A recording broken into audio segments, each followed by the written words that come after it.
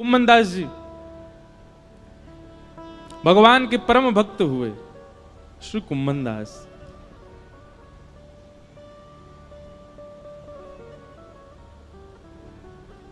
सावधानी से सुनिएगा। कुम्मनदास जी के चरित्र में ऐसी एक कथा आती है कि श्री कुम्मनदास जी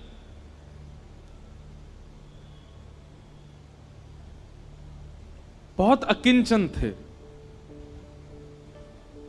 उनके घर में धन संपत्ति नहीं थी। ठाकुर जी साक्षात प्रकट होकर उनकी गोद में बैठ करके खेलते थे।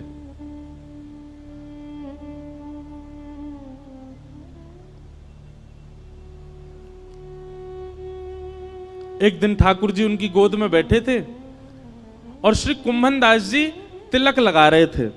तो कहते हैं कुम्मनदास जी के घर में आरसी भी नहीं थी, शीशा भी नहीं था। कुम्मनदास जी तिलक कैसे लगाते थे? दो उपाय थे कुम्मनदास जी के। कठौते में जल भरते थे, उसमें अपना प्रतिबिंब देखते थे जल के अंदर, और प्रतिबिंब देख के फिर तिलक लगाते थे। या फिर ठाकुर जी किसी दिन खेलते खेलते उनकी गोद में आ जाते और गोद में बैठे बैठे ठाकुर जी बताते, हाँ कुम्मना यहाँ ते सीधो ले चल लगो। अब यहाँ नीचे तो नेक घुमाए दे, अब यहाँ ते नेक ऊपर कर ले, बीच में यहाँ कोने कर, अब यहाँ कर। ठाकुर जी तिलक लगवाते थे कुम्मनदास जी का। इतने सामीप्य में ठाकुर जी रहते थे। कुम्मनदास जी के चरित्र में आता है कि श्री कुम्मनदास जी जब अपने खेत में हल जोतते थे तो ठाकुर जी ऐसे अपनी पीतांबरी में अनाज आदि जो भी होता था वो लेके स्वयं डालते हुए चलते थे कुम्मनदास जी के साथ। पर कुम्मनदास जी ने कभी ठाकुर जी से कोई याचना नहीं की।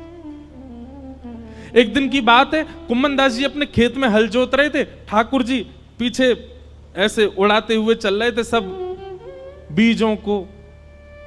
इतने में मंदिर का घंटा बजा और जोर जोर से जैसे घंटे बजने लगे तो कुम्मनदास जी ने तुरंत हल छोड़ा, हाथ धोने लगे, पांव में जल डालने लगे, मुख पोंछा और तुरंत मंदिर की ओर भागने लगे। ठाकुर जी बोले, कुंभना कहां जा रहा है? जय जय दर्शन को समय है गयो, मंदिर जा रहा हूं। बोले, तू भी कुंभना कैसो बावड़ो, मैं तेरे संग यहां खेत में खड़ा हूं, तेरे संग हल जुतवा रहा हूं और तू मंदिर में भाग रहा हूं मेरे दर्शन को। कुम्मनदास जी बोले, जय जय यहां तो आप अपनी इच्छा से आते हो, आज आते हो, कल आओगे कि नहीं इसका कोई प्रमाण थोड़े। और कल मुझसे कोई अपराध हो गया, परसों मुझसे कोई अपराध हो गया तो क्या पता आप मुझसे मिलना ही बंद कर दो। पर मंदिर में तो आपको आचार्यों ने बैठाया, वहां से आप कहीं नहीं जाओगे, इसलिए मंदिर दर्शन में कभी नहीं छोड़ सकता। क्योंकि आप मेरे प्रेम से भले ही यहां आ जाओ, मंदिर में तो आप सदा विराजोगे, इसलिए मैं तो वहीं दर्शन करूंगा। ठाकुर जी संग रहते थे उनके, लेकिन वो फिर भी मंदिर में जाते थे।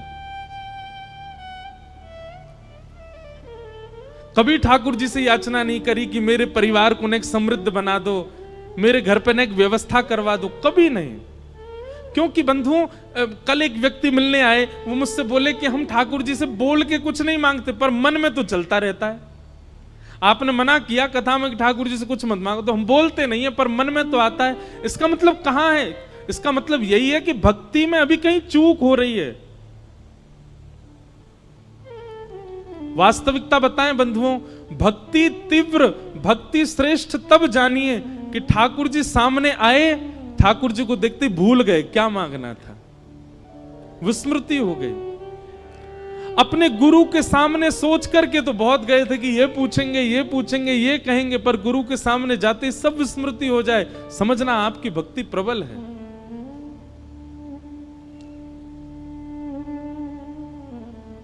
लेकिन बुरा नहीं मानिएगा, जो सोच करके गए वो जाकर के मांग लिया, इसका मतलब आप स्वार्थी थे। आपका प्रेम नहीं है ठाकुर जी से। एक दिन कुम्मनदास जी की गोद में ठाकुर जी बैठे थे तो कुम्मनदास जी की दाढ़ी से खेल रहे थे ठाकुर जी छोटे से। तो ठाकुर जी ने मन में विचार किया, कुम्मनदास के घर में बड़ी दुर्बलता है, मैं कोई राजा के मन को चेताता हूं ताकि वो आधी संपत्ति कुम्मनदास को दे जाए।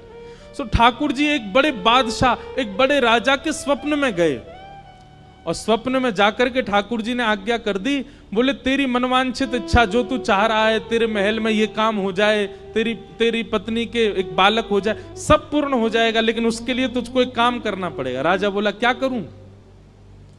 अपनी इतनी संपत्ति गिरिराज जी लेके जा, और श्री गोवर्धन में कुम्मनदास जी हैं, उनको जाके भेंट करके आ। संपत्ति भेंट करने से तेरे काम पूरे हो जाएंगे। ठाकुर जी की आज्ञा मान करके वो राजा कुम्मनदास जी के यहां गया, और उस समय कुम्मनदास जी की गोद में ठाकुर जी बैठे थे, खेल रहे थे कुम्मनदास जी के संग। और ठाकुर जी कुम्मनदास जी से कह रहे कुम्मना, कुम्मनदास जी बोले हाँ जय जय बोलो। अरे सुनता हूं मैं तो एक बात करनी है। हाँ जय जय बोलो, कहा बात करनी है? इतना बस कहा ही था, इतने में ही वो राजा कुम्मनदास जी कुटिया में आ गया, और राजा के आते ही ठाकुर जी अंतर ध्यान हो गए। सामने बादशाह खड़ा है, घुटनों पर बैठ करके अपनी आधी संपत्ति अर्पित करने को, लेकिन कुम्मनदास जी इधर उधर देख रहे हैं। अब ये तो यहीं बैठे, कछु तो कह रहे पतो ना बोल के ही ना गए मोते। अब ये तो यहीं बैठे, कछु तो कह रहे बोल के ही ना गए। राजा ने चरणों में प्रणाम किया, बोले भगवान आपकी आज्ञा हो तो मैं आपके कुटिया में अपनी सामग्री रखवा दूं, मैं आपको धन संपत्ति कुछ दान करने के लिए आया हूं। कुम्मनदास जी उल्टे उसके चरणों में गिर गए, बोले भैया ले जाया संपत्ति को, कोई और में बांट दियो, और कोई ना लेवे तो जमुना जी में बहाई दियो। ऐसी संपत्ति को कहा करूं, जाके मेरी कुटिया के द्वार पे आते ही ठाकुर जी भाज गए यहाँ थे। ऐसी संपत्ति को मैं कहा करूंगा, जैसे ठाकुर जी छोड़ के चले गए। घर के लोग चिल्ला रहे हैं, अरे कुम्मनदास जी कुछ तो ले लो, आपकी कुआरी भतीजी है, उसका ब्याह करना है, घर की थोड़ी मरम्मत करवा देंगे। रात में वर्षा हो जाती है तो रात भर सो नहीं पाते हैं, हमारे घर में जल भर जाता है, अरे कुछ तो ले लो, कोई देने आया है। कुम्मनदास जी बोले ऐसी संपत्ति ना लूंगा, जाके द्वार पे आते ही ठाकुर जी भाज गए। ले जा भैया, तेरे आगे हाथ जोड़ूं, अगर तू बहुत देर बैठो रहेगो तो मैं प्राण त्याग दूंगा, या को अभी लेके जा। और हट पूर्वक राजा को भगा दिया वहां से। राजा के जाते ही ठाकुर जी फिर आ गए। कुम्भना दौड़ करके गए, ठाकुर जी को गले से लगा लिया, बोले नाथ कहां चले गए आप? ठाकुर जी बोले कुम्भनदास एक बात बता, मैंने एक राजा को स्वप्न दियो, स्वप्न में जाकर के वाकू चेतायो कि अपनी आधी संपत्ति ले जाके कुम्भनदास को दे दे, और वो तू को देने आयो, तेने स्वीकार क्यों ना करी? अरे तेरे घर में बैठवे के काजे कोई चद्दर ना है, तिलक लगावे के काजे आरसी तक ना है, तेरी भतीजे के ब्याह के काजे एक एक फूटी कौड़ी तेरे घर में नहीं है। मैंने चेताए करके एक राजा को भेजो, तेने वापिस कर दियो। कुम्भनदास जी ने एक बात कही ठाकुर जी से, जय जय आप सत्य बताइयो, राजा के आते ही आप अंतर ध्यान है गए। राजा जितनी संपत्ति लेकर के आयो, यदि मैंने वो स्वीकार कर ली होती, अपने घर में धर ली होती, अपने घर में लगा दी होती, तो आपको ये लगती अब तो कुम्भनदास पे खूब संपत्ति आ गई भैया, अब ये अपनो घर बना लेगो, सब काम कर लेगो, और आप जो गए थे वो आते ही नहीं लौट करके। पर मैंने उस संपत्ति को स्वीकार नहीं किया, तो आप पूछने के लिए दोबारा आ तो गए मेरे घर पर। यह मेरा सौभाग्य है कि मेरे ठाकुर जी फिर प्रकट हो गए। आपको लगती कि भैया यहाँ पे तो अब सुख समृद्धि है, अब अपने आप सब लोग गुजर बसर कर लेगो। अरे लाचार बालक को बार बार मां ध्यान क्यों देती है? वो बालक चलने लग जाए, फिरने लग जाए, बोलने लग जाए, तो मां धीरे धीरे उसको अपनी जिम्मेवारियां समझाने लगती है। तू अब खुद चला कर, खुद उठा कर, खुद तैयार हुआ कर, खुद भोजन किया कर। लेकिन वो बालक लाचार ही रहता है, तो लाचार बालक को मां गोद से छोड़ती नहीं। नाथ मुझे केवल एक ही कामना है आपसे कि मुझे कभी संपत्तिवान मत बनाना, मुझे कभी योग्य मत बनाना। क्यों? बोले मैं असंपत्तिवान रहूंगा तो मैं स्वयं को लाचार मानूंगा, और मुझे लाचार जान आप सदा मुझे अपनी गोद में ही रखोगे नाथ, इसलिए मुझे ऐसे ही रहने दो, मुझे योग्यता नहीं चाहिए। इसे कहते हैं निर्गुण भक्त।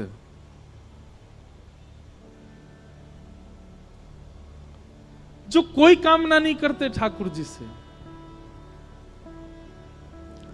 सदा प्रसन्न रहते हैं, ठाकुर जी की रजा में राजी रहते हैं, ये निर्गुण भक्त।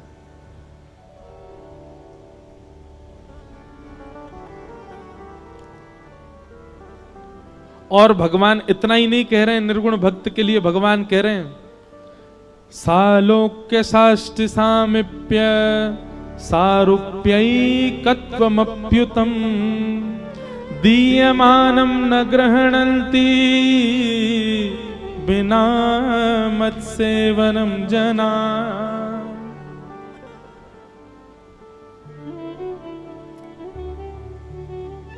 पांच प्रकार की मुक्ति होती है। मुक्ति एक नहीं, पांच होती हैं। कौन कौन सी?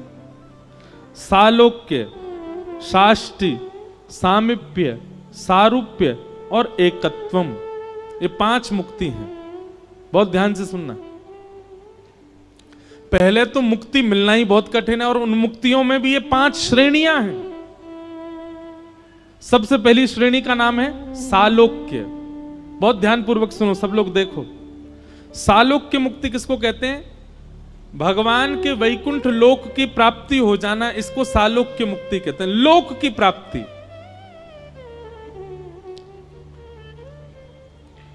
दूसरी मुक्ति का नाम है साष्टि। पहली मुक्ति में केवल लोक मिलेगा, ठाकुर जी का सामीप्य मिल पाए ये जरूरी नहीं है।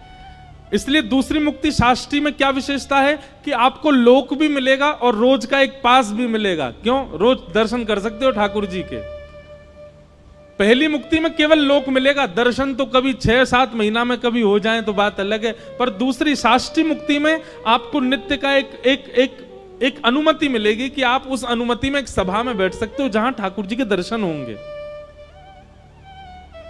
सालोक्य, सालोक्य के बाद साष्टि, और फिर तीसरी मुक्ति का नाम है सामीप्य। बोले तीसरी मुक्ति कैसी? बोले दर्शन नहीं, फिर तो सामीप्य मिलेगा। जैसे ठाकुर जी के आसपास कम से कम 100 सेवक रहते हैं, कोई ठाकुर जी को जल पिलाने की सेवा में है, कोई ठाकुर जी के वस्त्र बनाने की सेवा में है, कोई ठाकुर जी का झोला पकड़ के चलने की सेवा में है, कोई ठाकुर जी का रथ चलाने की सेवा में है।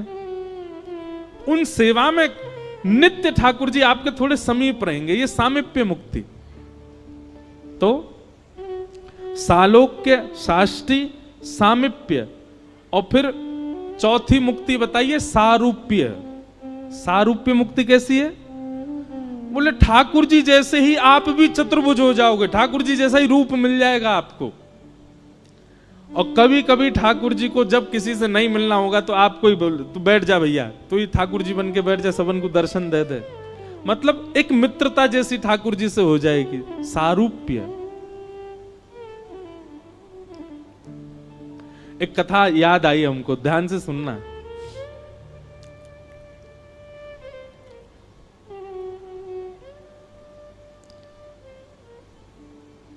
आज पंडरीनाथ भगवान का बहुत स्मरण हो रहा है, श्री विठ्ठल भगवान।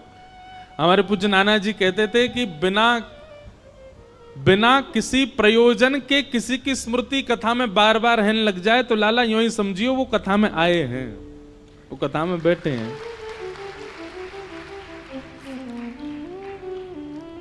पंडरीनाथ भगवान आपके मध्य प्रदेश से महाराष्ट्र ज्यादा दूर नहीं है।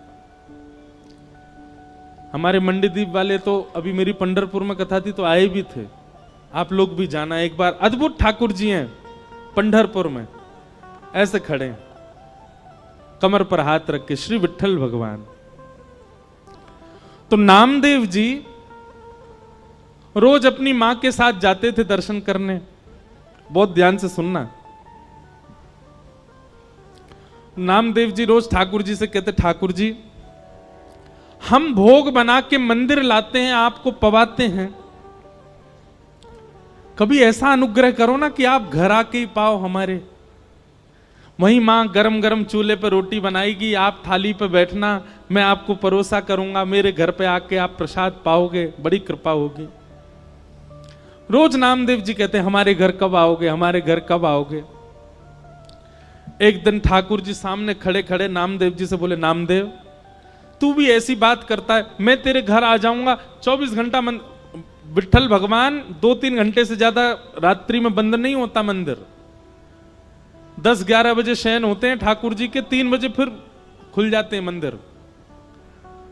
बोले पूरे दिन में खड़ा रहता हूं भक्तों को दर्शन देने के लिए, और एकमात्र ऐसा मंदिर है भारत का जहां पर हर व्यक्ति भीतर जाए और जाके ठाकुर जी को ऐसे गले से लगा सकता है। इतने भक्त आते हैं दर्शन करने के लिए, सबको दर्शन देता हूं मैं। तेरे घर कैसे आऊं भोजन करने बता? रात में 2-3 घंटे बचते हैं, उसमें मैं शयन नहीं करूं मैं? और मैं तेरे घर आऊंगा दर्शन प्रसाद पाने, यहां मंदिर में कौन रहेगा? नामदेव जी बोले बस इच्छा थी कि आप कभी हमारे घर आओ दर्शन देने, प्रसाद पाने। तो नामदेव जी से भगवान बोले, अच्छा नामा सुन, एक काम कर। बोले क्या? एक दिन तू मेरी जगह खड़ा हो जा विठ्ठल बन के, मैं तेरे घर प्रसाद पाऊंगा। नामदेव जी बोले ये कैसे संभव? बोले सब संभव है, मैं श्रृंगार करूंगा तेरा, कोई पहचान ही नहीं पाएगा कि नामदेव खड़ा है, सबको लगेगा कि ये तो पंडरीनाथ है। बस 2-3 बातों का ध्यान रखियो। नामदेव जी बोले क्या? बोले पहले मेरी जगह आ। रात्रि में शयन जैसे ठाकुर जी का हुआ, नामदेव जी को ठाकुर जी ने छुपा लिया गर्भगृह में, सब चले गए। ठाकुर जी अपने स्थान से उतर गए, नामदेव जी को खड़ा किया, बोले खड़े हो जाओ, कमर पर हाथ रख लो। ठीक है। बोले अब ध्यान रखना, पहली बात तो आंख बंद रखना, खोलना नहीं, मैं ऐसे ही खड़ा रहता हूं। ठीक है। दूसरी बात, सुबह 3 बजे पुजारी जी आएंगे और तुमको नींद आ रही होगी बहुत जोर से, वो घंटे घड़ियाल बजाएंगे जोर जोर से, तो घंटे घड़ियाल सुनकर के तुम्हारी नींद खुलेगी, आंख मत खोल लेना, बंदी रखना। और फिर उसके बाद वहां मंगला आरती को वहां बोलते हैं काकड़ा आरती। कौन सी आरती? मंगला आरती को बोलते काकड़ा आरती। तो मंगला आरती जब होगी, आरती के बाद तुम्हारे ऊपर ठंडा ठंडा दूध डाला जाएगा, तुम्हारे ऊपर दही डाली जाएगी, शहद डाला जाएगा, जल डाला जाएगा। उससे ठिठर मत जाना, खड़े रहना स्थिर होके। नामदेव जी बोले अच्छा। फिर बोले काकड़ा आरती के बाद माखन मिश्री मिश्रित करके तुम्हारे मुख से लगाई जाएगी, उसको खा मत जाना, भूख तो बहुत लगेगी तुमको, मुंह में पानी भी आएगा, उसको लगे रहने देना, चाट मत लेना उसको। कहीं तुमने चाट लिया तो सब समझ जाएंगे नामदेव, खूब पिटाई होगी तुम्हारी। जी भगवान। इतने भक्त आएंगे दर्शन करने के लिए, और सब आकर के तुम्हारे पैरों को ऐसे पकड़ करके अपना सिर रखा करेंगे। कोई रोएगा, कोई चिल्लाएगा, कोई अपना दुख बताएगा, कोई अपना दर्द बताएगा। सबकी बातें सुन लेना, पूरी मत करना, क्योंकि एक की पूरी करी तो सबकी करनी पड़ जाएंगी। वो सब विधान कर्म का है, सब अपने कर्म से सब भोग लेंगे, पालेंगे, वो सब मैं कर लूंगा व्यवस्थित, तुम मत कर देना। नामदेव जी तो उतरने लगे, जय जय मत आओ भोजन करने, आप खड़े ही हो जाओ। ठाकुर जी बोले नहीं अब तो मैं जाऊंगा, अब तू खड़ा रहे यहीं पे। और नामदेव जी को खड़ा करके भगवान ने उनके अंग का स्पर्श किया, बिल्कुल ऐसे खड़े हो गए जैसे विठ्ठल भगवान। ठाकुर जी बोले अब खड़ा रहे, मैं जा रहा हूं तेरे घर। और श्री पंडरीनाथ भगवान पीतांबरी पहने, कस्तूरी की अद्भुत सुगंधी आ रही है, कटाक्ष नेत्र मकराकृत कुंडल पहने हैं, और छम छम चलते हुए नामदेव के घर पहुंच गए। नामदेव की मैया से बोले मैया भोजन पवाओ। पहले तो बहुत रोई, स्वागत किया, लिपट गई ठाकुर जी से। मैया बोली नामा गया था आपको लेने, वो कहां है? ठाकुर जी बोले वो व्यस्त है, हमारी जगह खड़ा है मंदिर में। मैया जल्दी भोजन पवाओ। और नामदेव जी की माता जी खूब प्रेम से रोटी बना बना के पवा रही हैं। वहां नामदेव जी खड़े चुपचाप और मन में सोच रहे हैं निमंत्रण मैंने दिया था, सुख मां को मिल रहा है पूरा। इतने में ही पुजारी आ गए, घंटे घड़ियाल बजने लगे, जोर जोर की घंटों की आवाज सुन के नामदेव जी घबरा गए, पर तुरंत स्थिर हो गए, हिलना नहीं है, ठाकुर जी कह के गए। कपाट खुले, बोल पंडलीक वरदे श्री हरि विठ्ठल ज्ञान देव तुकाराम श्री पंडरीनाथ भगवान की। सब जय जयकार करने लगे। नामदेव जी स्थिर खड़े हैं। अभिषेक हुआ, मुख पे मक्खन लगा दिया, सब काम जो जो ठाकुर जी बता गए सब हुआ। जैसी काकड़ा आरती होने लगी तो पंडरीनाथ भगवान नामदेव जी के घर बैठे थे। घर बैठे बैठे ठाकुर जी के मन में आया, मैया चलो नामा से मिलके आते हैं। और एक काली सौल ठाकुर जी ने ओढ़ी, सिर के ऊपर डाल ली, अपना रूप छुपा लिया कि किसी को दिखूं ना। और भक्तों की पंगत में लंबी लाइन में ठाकुर जी खड़े हैं अपने भक्त को देखने के लिए। जैसे ही ठाकुर जी भीतर पहुंचे और अपनी ब्रह्म वेदी पर जब नामदेव को खड़ा हुआ देखा, ठाकुर जी दूर से बलैया लेने लगे। आहा नामा कितना अच्छा लग रहा है, कितना प्यारा लग रहा है मेरा नामा। ठाकुर अब वहां सब गर्भगृह में जाते हैं। जैसे ही ठाकुर जी गर्भगृह में पहुंचे, कंबल उम्बल में ढक के गए थे। नामदेव जी को पता चल गया ठाकुर जी आए हैं। ठाकुर जी मन ही मन नामदेव से बात कर रहे हैं। बोले नौच लूं तुझे? नामदेव कह रहे नहीं नहीं भगवान, मैं उछट जाऊंगा, पुजारी पकड़ लेंगे मुझको। ज्यों ज्यों ठाकुर जी पास आए, नामदेव जी कह रहे हैं ठाकुर जी आप प्रणाम मत करना मुझको। ठाकुर जी बोले नहीं, आज तो प्रणाम करूंगा, आज तो वंदन करूंगा। और ठाकुर जी जाकर के नामदेव के चरणों से लिपट जाते हैं। नामदेव जी के नेत्रों से अश्रुपात होने लगे। बोले नाथ, हम एक कृपा की आकांक्षा करते हैं, आप इतना भंडार क्यों लुटा देते हैं? ठाकुर जी बार बार रोम रोम की बलैया नामदेव की लेते हैं। और तब से लेकर आज तक पंढरपुर में नियम है कि साल के 365 दिन में से एक दिन आज भी ऐसा मान्यता है कि वहां श्री पंडरीनाथ भगवान नहीं होते, वहां नामदेव जी ही खड़े होते हैं। और सुनो बात तो सुनो पूरी, एक दिन वहां नामदेव जी खड़े होते हैं और सब पुजारी और मंदिर प्रशासन के लोग सब दर्शनार्थियों को प्रणाम करते हैं, क्योंकि दर्शनार्थियों के अंदर ही, दर्शनार्थियों के रूप में ही रूप बदल करके पंडरीनाथ दर्शन करने आते हैं नामदेव जी का। कौन कहता है कि ठाकुर जी कृपालु नहीं है? कौन कहता है ठाकुर जी अनुग्रह नहीं करते? आज भी करते हैं। ऐसे भक्त ठाकुर जी को अति प्रिय हैं, इनको कहते हैं निर्गुण भक्त।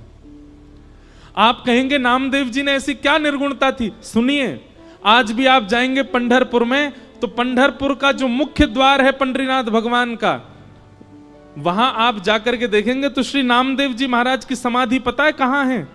मंदिर की जो सीढ़ियां हैं चढ़ने वाली, उन सीढ़ियों में नामदेव जी की और पूरे परिवार की समाधि है। नामदेव जी का भाव है, आज से लेकर के जब तक पंडरीनाथ भगवान विराजे रहेंगे, हमारी इच्छा है जितने दर्शनार्थी आए हमारे ऊपर होकर के पंडरीनाथ का दर्शन करने जाएं, सबकी चरण रज हमको प्राप्त हो। फिर बाद में कुछ राजाओं ने और मंदिर प्रशासन ने उस स्थान को बंद कर दिया। बोले हमको पीड़ा होती है जब नामदेव जी के ऊपर पैर रख करके हम लोग दर्शन करने जाते हैं। पर नामदेव जी आज भी वहां पौड़ी में सीढ़ियों के भीतर नामदेव जी की समाधि है, बैठे हैं ठाकुर जी।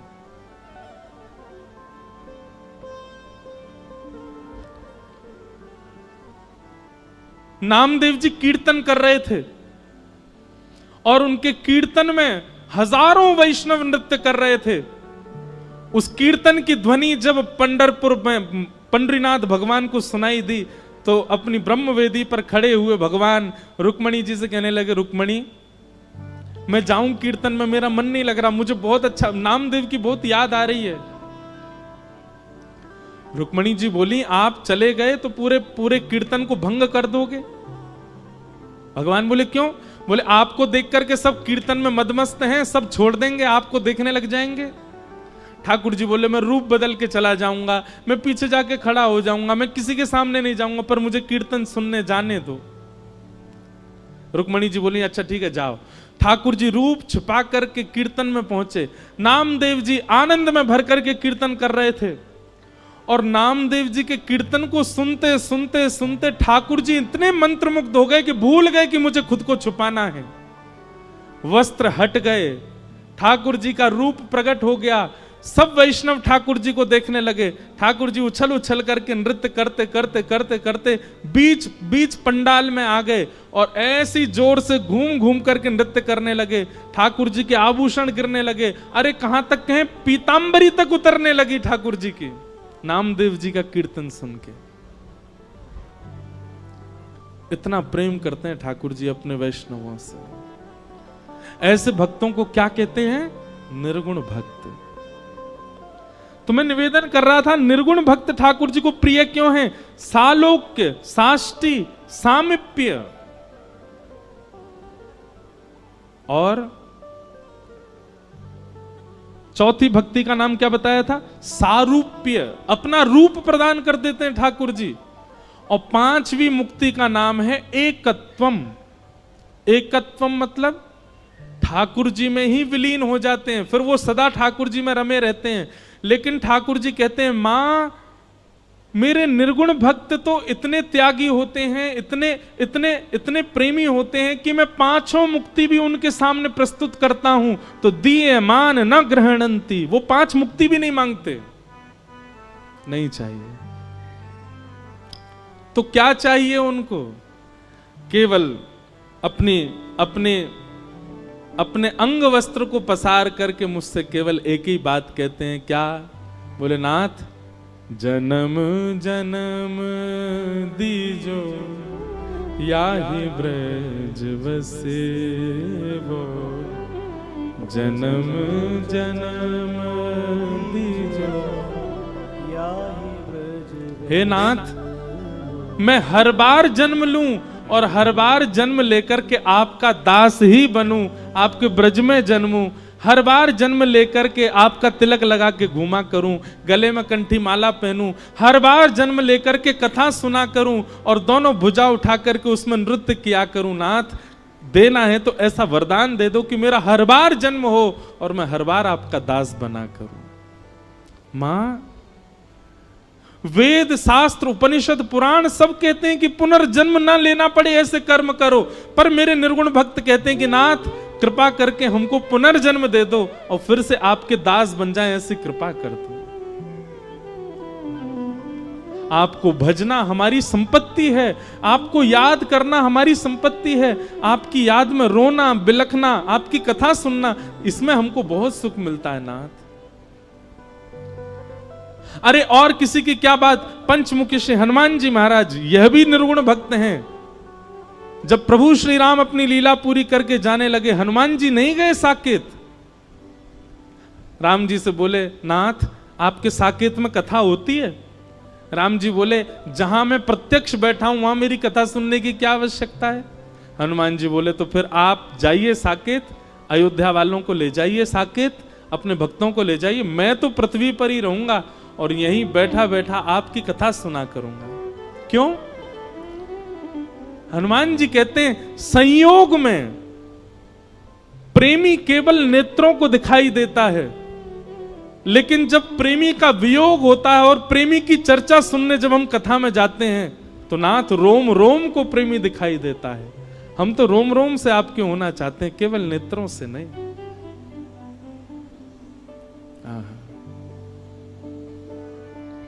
ये जीवन समर्पित चरण में तुम्हारे। निर्गुण भक्त के ये लक्षण है। तुम ही मेरे सर्वस्व, तुम ही प्राण प्यारे।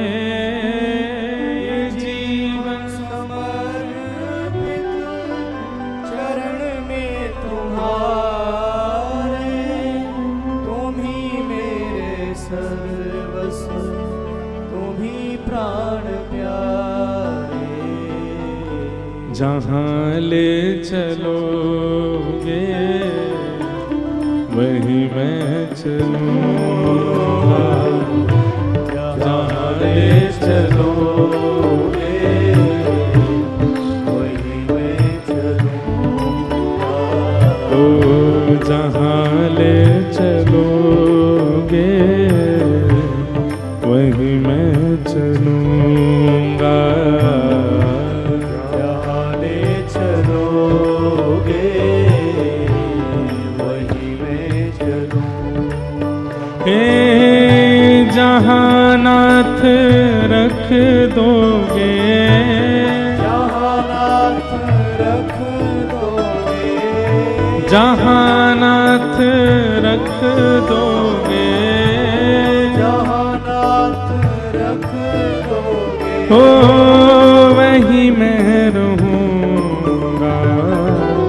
जहाँ ले चलोगे वहीं मैं चलूँगा।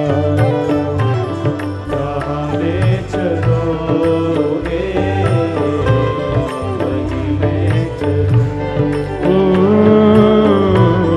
जहाँ ले चलोगे वहीं मैं चलूँगा। जहाँ ले चलोगे वहीं मैं चलूँगा। परम सौभाग्य है आज कथा में। वैसे तो नित्य ही विप्रजन विद्वज्जन सब आ रहे हैं, परंतु आज शक्ति मां के साधक परम पूज्य श्री ब्रजेश प्रताप द्विवेदी जी, जय माता दी गुरु जी पधारे हैं। आपको बारंबार प्रणाम। साथ ही महंत श्री उद्धव दास जी महाराज सीहोर वाले, महंत श्री रामदास जी महाराज राम जानकी मंदिर भोपाल से पधारे हैं। सबको बारंबार प्रणाम करते हैं। दोनों भुजा उठा करके भाव से गाओ। जहाँ ले चलोगे वहीं मैं चलूँगा।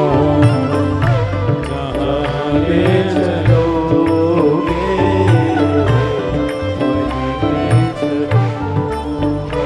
हो जहाँ नाथ रख दोगे, जहाँ नाथ रख दोगे, जहाँ नाथ रख दोगे, जहाँ नाथ रख दोगे, हो वहीं मैं रहूँगा।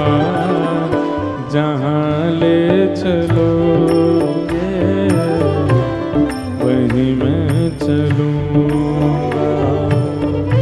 जहाँ ले चलोगे श्री राधा रमण लाल की।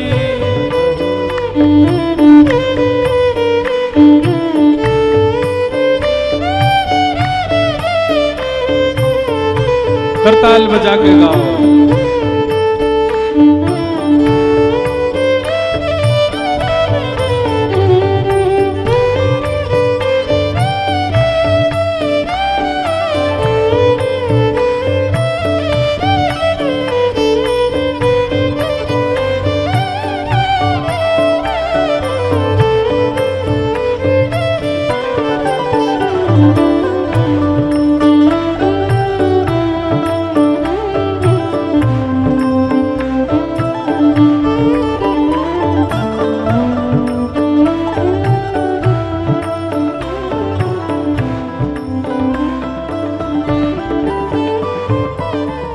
ये जीवन समर्पित चरण में तुम्हारे, तुम ही मेरे सर्वस्व, तुम ही प्राण प्यारे। जीवन समर्पित चरण में तुम्हारे, तुम ही मेरे सर्वस्व, तुम ही प्राण प्यारे। ओ ये जीवन समर्पित चरण में तुम्हारे, तुम ही मेरे सर्वस्व, तुम ही प्राण प्यारे। जीवन समर्पित चरण में तुम्हारे, तुम ही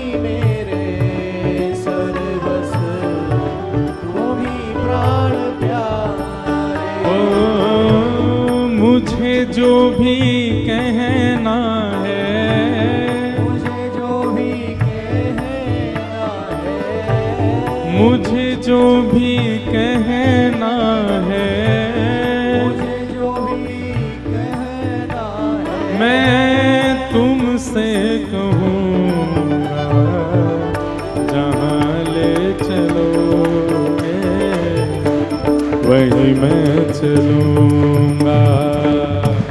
जहाँ ले चलोगे वहीं मैं चलूँगा। ओ जहाँ नाथ रख दोगे, जहाँ नाथ रख दोगे, जहाँ नाथ रख दोगे, जहाँ नाथ रख दोगे, ओ वहीं मैं रहूँगा, जहाँ ले चलोगे वहीं मैं चलूँगा। जहाँ ले चलोगे वहीं मैं चलूँगा। ओ जहाँ ले चलोगे वहीं मैं चलूँगा। जहाँ ले चलोगे वहीं मैं बोलो राधा रमण लाल की।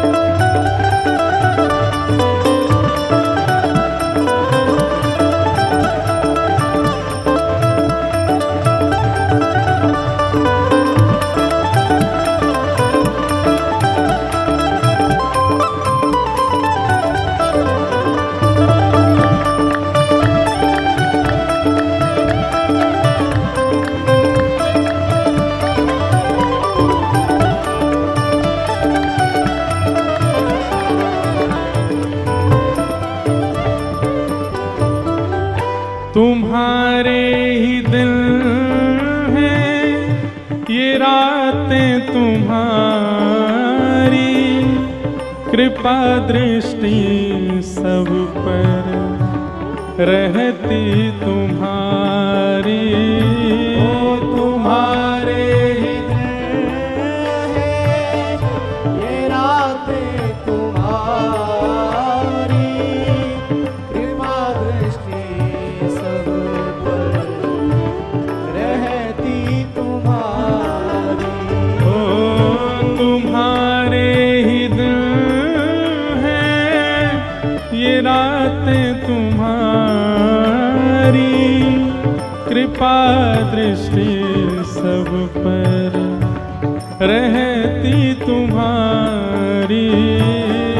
तुम्हारे ही दिल है ये रातें तुम्हारी,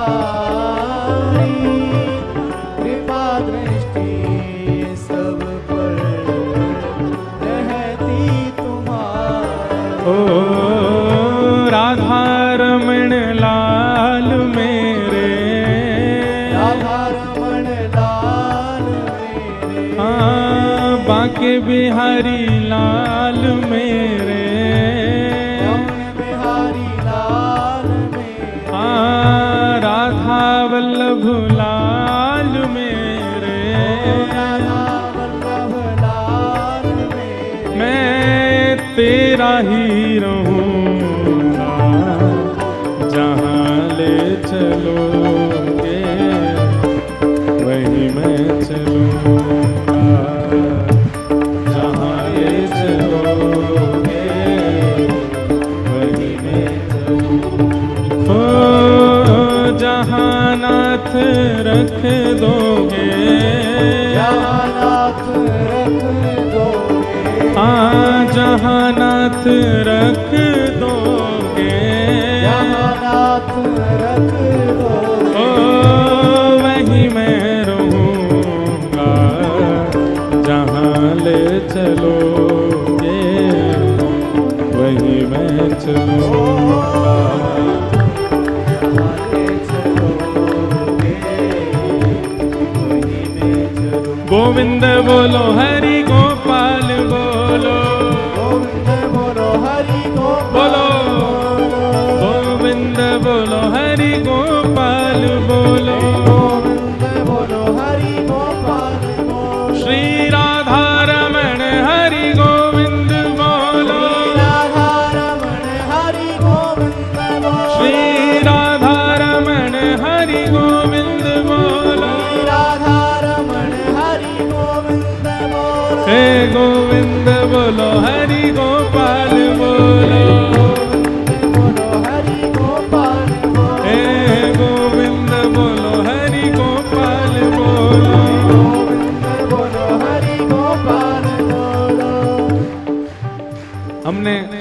कल कथा में बताया था ना, लाइट जावे तो क्या होता है।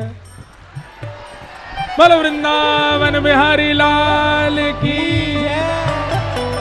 गोविंद बोलो हरि गोपाल बोलो, गोविंद बोलो हरि गोपाल, गोविंद बोलो हरि गोपाल बोलो, गोविंद बोलो हरि गोपाल बोलो, श्री राधा रमण हरि गोविंद बोलो, राधा रमण हरि गोविंद बोलो, श्री राधा रमण हरि गोविंद बोलो, राधा रमण हरि गोविंद ओ जय जय राधा रमण प्यारो राधा रमण, राधा रमण प्यारो राधा रमण, ओ जय जय